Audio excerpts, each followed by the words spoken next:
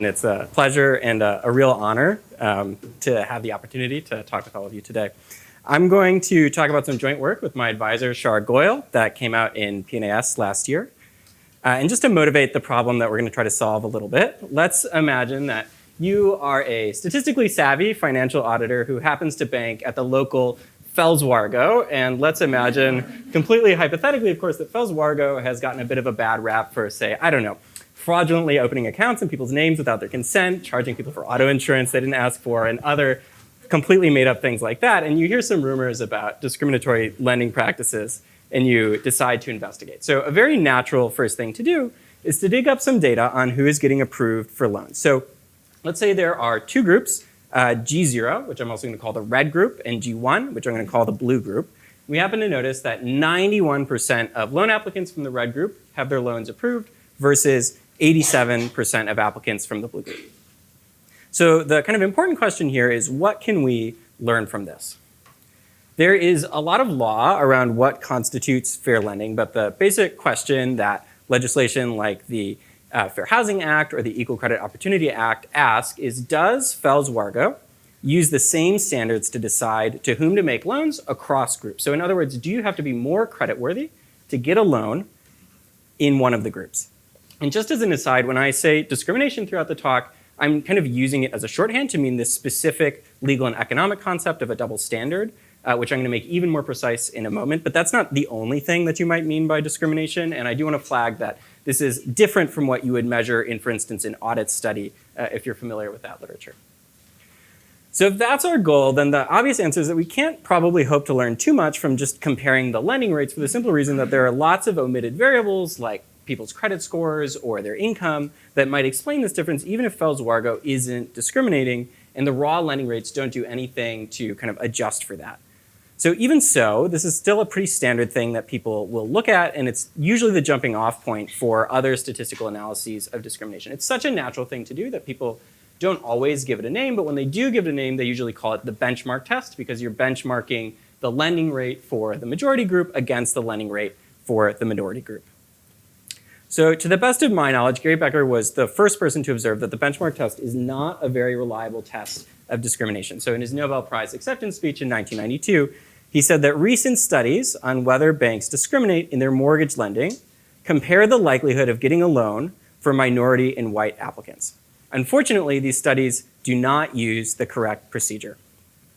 In addition to noticing the issue, Becker also proposed a solution. So he said that if banks discriminate against minority applicants, they should earn greater profits on loans actually made to them than to majority applicants. So why is that? The intuition is actually pretty straightforward. So if we imagine that the repayment rate for minority borrowers were 95%, but for majority borrowers it were only 30%, that would be a pretty strong signal that the bank is holding minority borrowers to an extremely high standard and only lending to people who are very, very likely to repay their loans, versus for the majority group, they're lending to kind of anyone who comes in the door. So this alternative test of discrimination has come to be known as Becker's outcome test, because it looks at the outcomes of decisions rather than decisions themselves. Okay, so let's say we've all gone back and read Becker's Economics of Discrimination, and now we're going to try and audit Fells Wargo again. Fells Wargo gives us access to their loan data, and we perform the outcome test by calculating the repayment rate for both groups. Let's say that we see that the repayment rate for the red group is 64% versus 71% for the blue group. So this is exactly what the outcome test said we should see if the blue group is being held to a higher standard. So the question is this now kind of compelling statistical evidence of discrimination? To answer that, I want to spend a second kind of being a little bit more specific about what the exact model is here. So the idea is that somebody is walking into the bank and they're going to talk to a loan officer and fill out an application for a loan. So I'm going to call all of that information X. And importantly, since we want to allow for the possibility that the bank is discriminating, that information is going to include what group the applicant belongs to. Then the bank is going to use that information to estimate the loan applicant's probability of repaying their loan. And we don't kind of need this assumption, but just to keep things simple, we're going to imagine that the bank sort of estimates this perfectly. So they know the real probability that this person will repay their loan. Then the bank has to make a decision about whether or not to give the person a loan. And again, we don't need this assumption, but just to keep things simple, we're going to assume that the bank is rational. So what do I mean by that? I mean that there's some threshold, TG, where the bank is going to lend to everybody whose probability of repaying their loan is above the threshold and nobody whose probability of repaying their loan is below the threshold. So say it's 50%. If the bank thinks you have better than even odds of repaying your loan, they give you one, otherwise they don't. The way that discrimination is going to enter this setup is we're going to imagine that the threshold might depend on whether the applicant is a member of the red group or the blue group. And so in particular, we're allowing for the possibility that the bank has different lending standards for members of different groups. Finally, if the applicant gets a loan, they either repay it or they don't. So the kind of statistical challenge here is that we're going to assume that we can only observe the very end of this process. So we'll assume we know what the lending decisions were and whether the loans got repaid, but none of the other information that kind of went into this. And so the question that we're trying to answer is there a higher standard for the blue group than the red group? So in other words, are the two thresholds different? And if they are, which group has kind of the more lenient threshold? So much like the benchmark test, as some of you probably guessed, the outcome test can also be very unreliable. It's entirely possible that Fels-Wargo is lending in a completely non-discriminatory way. So remember that people have very different risks. They have different credit scores, they have different incomes, they have different amounts of collateral.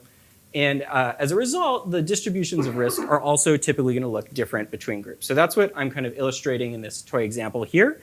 The x-axis is showing risk, so how likely the bank thinks you are to repay your loan based on everything it knows about you. And as you can see in this example, there are a lot of people in the red group that the bank thinks have around a 1/3 chance of repaying their loans. And there are a lot of people in the blue group that the bank thinks have around a 2/3 chance of repaying their loans. But remember, if Fels-Wargo isn't discriminating by kind of our definition, it'll have the same lending threshold for both groups, regardless of what the risk distributions look like. So here, I'm going to imagine that Fels-Wargo has a 50% lending threshold. Everybody who comes in the door who is better than even odds of repaying their loan gets one. But then even among borrowers who end up getting a loan, the typical blue applicant is on average more likely to repay. So that's what I'm showing with the kind of dotted red and blue lines. The overall repayment rate for borrowers from the blue group is going to be 71% in this example versus 64% for the red group. So even though the bank is using a uniform lending standard, we're going to see differences in the repayment rate. And if we apply the outcome test, it's going to incorrectly tell us that these differences are coming from discrimination. So the problem here is that the repayment rates are inframarginal, right? They reflect both differences in the margin, the lending margin that the bank is using, and also differences in the shape of the risk distributions. So inframarginality is a very well-known problem with outcome tests, and in the 30 or so years since Becker's Nobel lecture, there's been a lot of work trying to figure out how to get around this issue, but as you can imagine, maybe from the fact that there are so many different approaches, maybe none of them has been fully satisfying. So what do we do? So academics, and especially policymakers, run outcome tests all the time and all sorts of situations unrelated to lending as well, often because that's all you can do with the data that you have. So it'd be very useful if we could recover something reliable from the outcome test. So to make some progress on the problem, it's useful to kind of revisit this example, this toy example we were just looking at. So in particular, I want to look at the lending rate and the repayment rate. So remember, we said that at Fels-Wargo, red group borrowers had a 64% repayment rate, while blue group borrowers had a 71% repayment rate. And that exactly mapped onto this setup where Fels-Wargo is using a uniform threshold to make its lending decisions.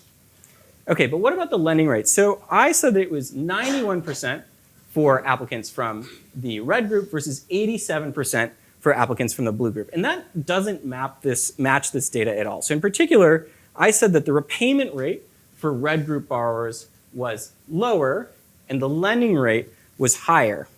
But in this counterexample, both the repayment rate, which is what the plot is showing right now, and the lending rate are higher for the blue group, right? So this kind of suggests an intuition, which is if there's not discrimination, the group with the higher lending rate should also have the higher repayment rate. And so what we should look for if we're trying to find discrimination is instead a higher lending rate and a lower repayment rate. So the robust outcome test is just a formalization of this intuition. So let's imagine in particular that we see a lower repayment rate for the red group than the blue group. So this is the outcome test, Becker's outcome test, saying that there's discrimination against the blue group. And imagine that we also see a higher lending rate to the red group than the blue group. So this is just the sort of normal benchmark test, saying that there's discrimination against the blue group. Then because both of these tests agree, we're going to conclude that there is discrimination against the blue group. So that is, we're going to conclude that the lending threshold for the blue group was higher than for the red group. Okay, but here is the catch. If both the lending rate and the repayment rate are higher, the test is going to be inconclusive. It could be that what we're looking at is the result of discrimination. It could be that what we're looking at is the result of a uniform lending policy and just differences in the risk distribution. We don't know. So we're not going to kind of say whether there's discrimination or not. Okay, so here's kind of the key question. So we saw that comparing lending rates in the benchmark test and comparing outcome rates in the outcome test both kind of could give us wrong answers. So can the robust outcome test also give us a wrong answer? So the answer is yes. So here is an example where the robust outcome test would tell you that there is discrimination against the blue group because the lending rate is higher for the red group than the blue group, and the repayment rate is lower. But in fact, exactly as we had in the previous example, there's a uniform lending policy at 50% for both groups.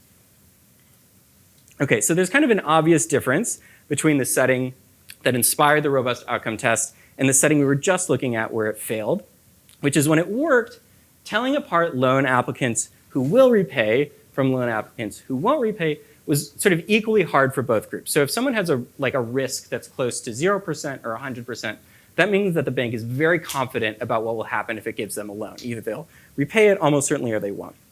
And there aren't more people that the bank is confident about in that sense in the red group than in the blue group, at least in this top plot here.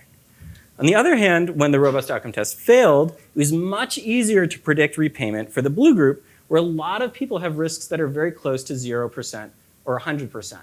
Right? From the bank's perspective, for people in the red group, actually most of them are like a coin flip. It's roughly even odds whether they'll repay a loan if they get one or not.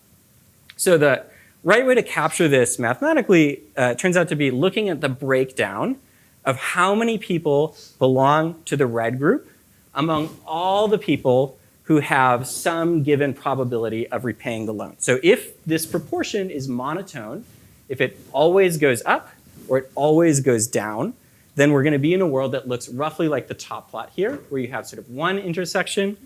And if this function right here is not monotone, then you're going to be in a world that looks like the bottom plot. And so this is actually just the monotone likelihood ratio property, which is a very common thing to think about in like information economics or statistics.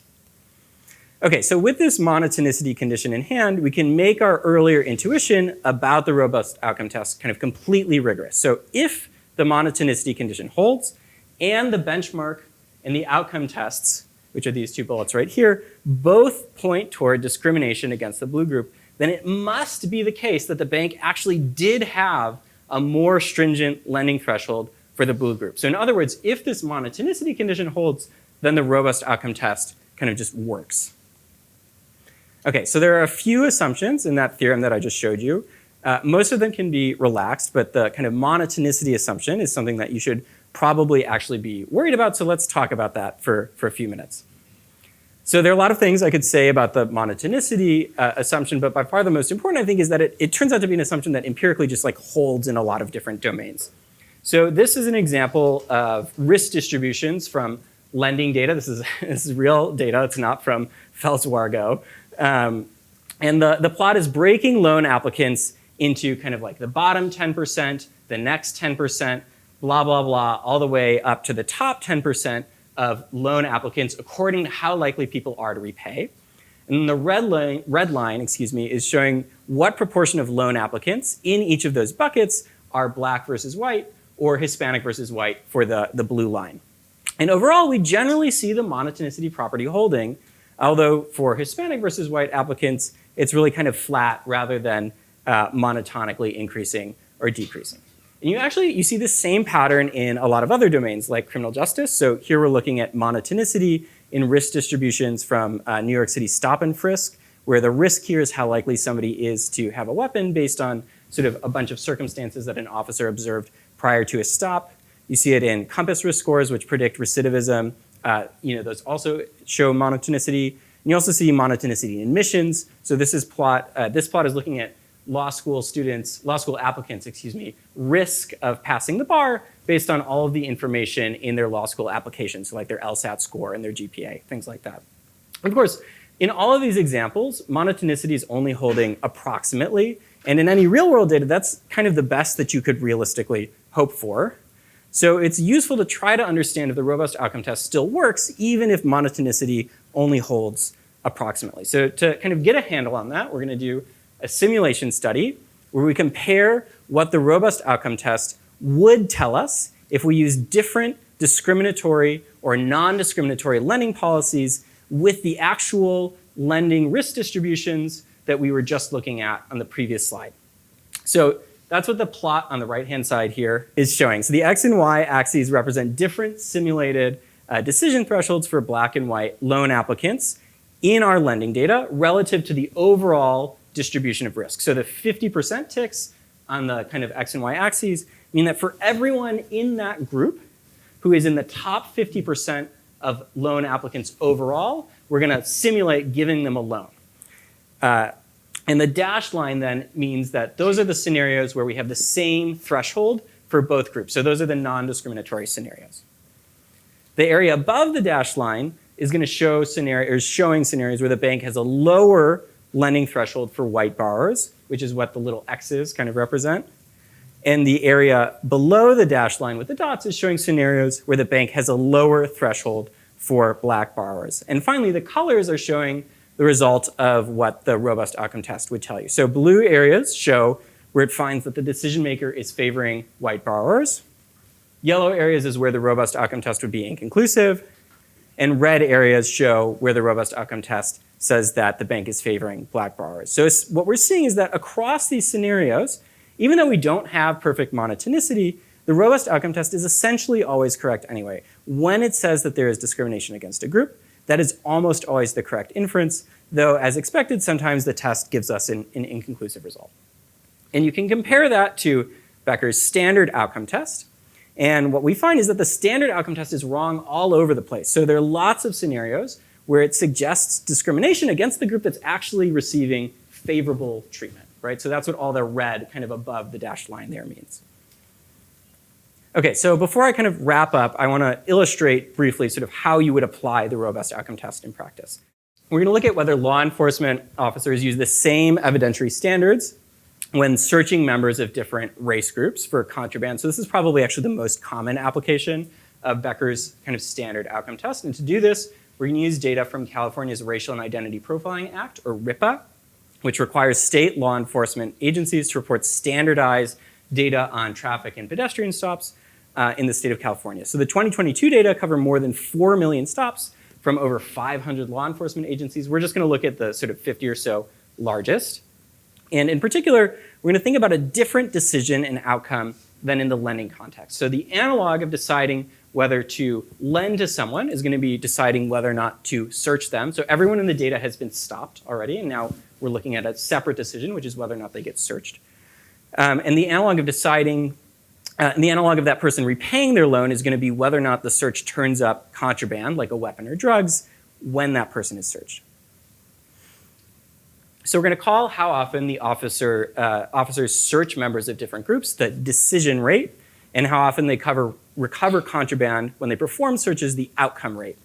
Right, so let's start by applying Becker's standard outcome test to the data by comparing the outcome rates for different groups. So because unlike getting a loan, getting searched by the police is generally undesirable, discrimination here is going to mean that the threshold for searching members of a group is lower rather than higher as it was in the lending context. So in particular, moving to the left on this plot means that the outcome rate of black individuals is lower than that of white individuals, which according to Becker's standard outcome test is evidence of discrimination against black individuals. Whereas moving to the right means that the outcome rate for black individuals is higher, which again, according to the standard outcome test, is evidence of discrimination against white individuals. So Becker's standard outcome test is telling us that about 2/3 of departments are discriminating against black individuals, while the other third are discriminating against white individuals. It's not impossible that this is what's really going on, but it's definitely strange.